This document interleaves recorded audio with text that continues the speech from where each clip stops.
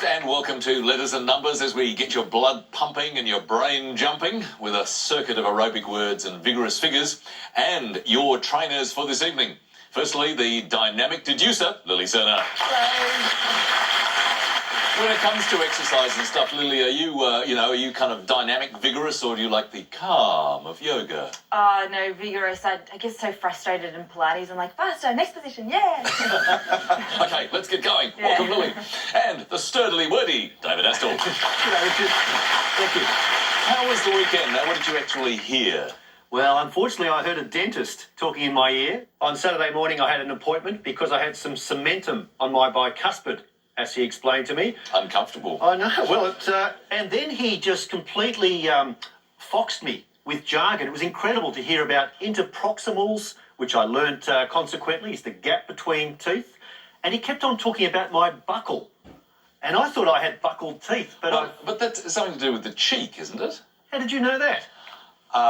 Well, actually, my late father was a dentist, so I actually got to hear some of these words, and he was a wonderful dentist and very professional and very clear about the right words to use. Well, in fact, it made me realise that it's not just expertise which sets dentists apart, but it's also their select language. And you're quite right, buccal, it comes from Latin bucca, meaning cheek, and it's the outside surface of the tooth against the cheek surface. So my teeth, while they are a little crooked, they're not completely buckled. But well done, Richard. Oh, no, that's good to hear. So I'm glad you survived the weekend anyway. Thanks. Well done, David, and welcome. And with their brains suitably warmed up, and we hope their teeth not clenched, let's meet our contestants. Starting with our carryover champion, who is back for his fifth night, cricket journalist Bryden Coverdale. Hello, Bryden. Hi, Richard.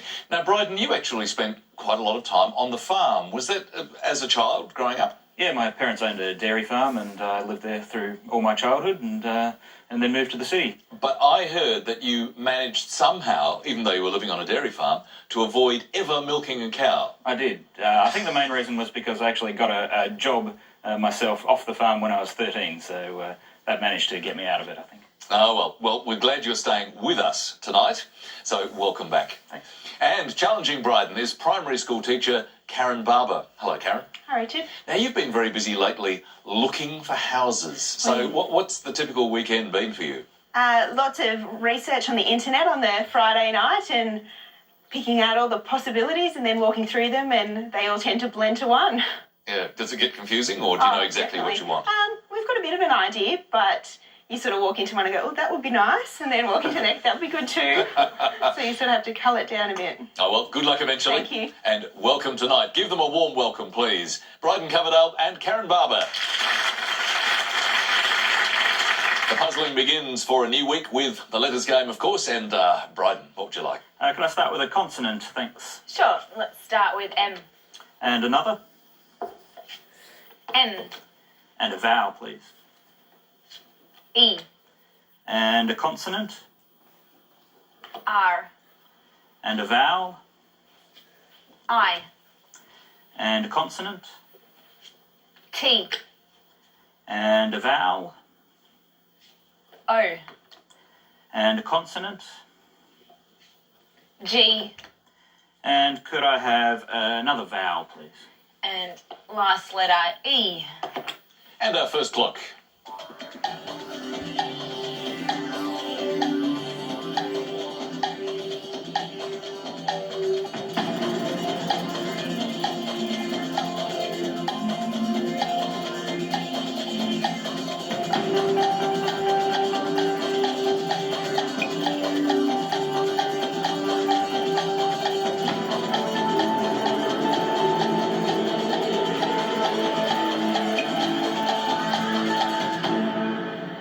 What are you going to start us off with, Bryden? A 6 to start with. And Karen? Just a 5. Let's start there.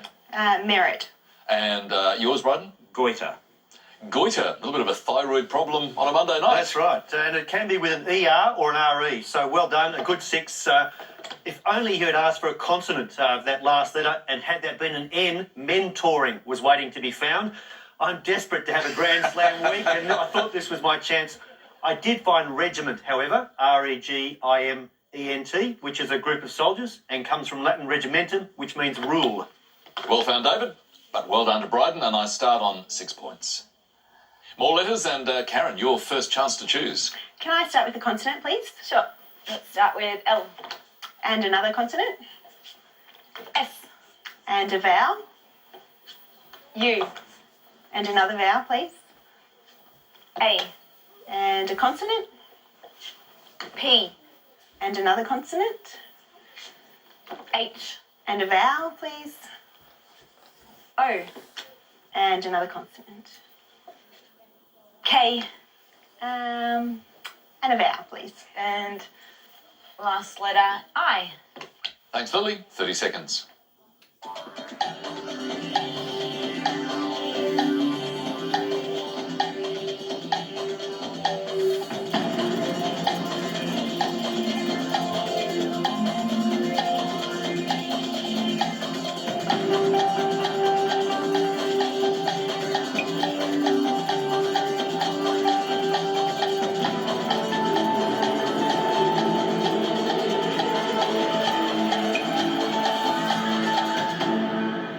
Well, Karen, your first choice on the show. How did you go? Just a 5. Another 5? Yeah. Okay, thank you. Bryden, 6 for me. let's begin with the 5, please. Polka. Could you spell that? Polka. Oh, the dance. The dance. Great. Bryden? I had polkas. Oh, gee, that has to hurt, Karen. Nasty. Oh, yeah, okay. David? And there's a moral lesson there, Karen. Don't be scared of pluralising. Polkas is a great 6. Polish is a more common 6. And haiku, which is those beautiful 3-line, 17-syllable Japanese poems, can also take an S for haikus, a 6. Good stuff. Well done to Bryden. Bad luck to Karen. Bryden got 6 points. The digits are calling now as we switch to the numbers game. Of course, the closest to the target number is the one who gets the points. And Bryden, preferred combination? I think I'll go 1 large and 5 small. Thanks, Lily. Thanks, Brighton. 1 large and 5 small. First set of numbers for the week. 1, 3, 9, 3, 4. The large number is 100. The target to reach is 501. Can we get there?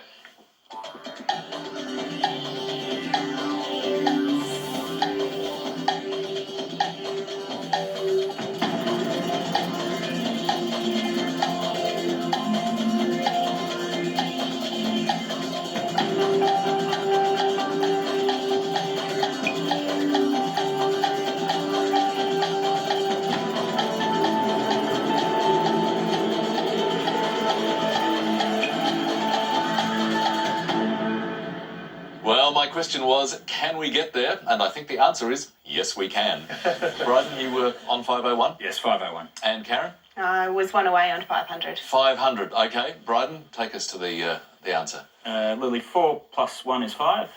4 plus 1 is 5. Times 100 for 500. By 100 gives you 500. And then add 3 divided by 3. Add 3 divided by 3 is 1, is 501.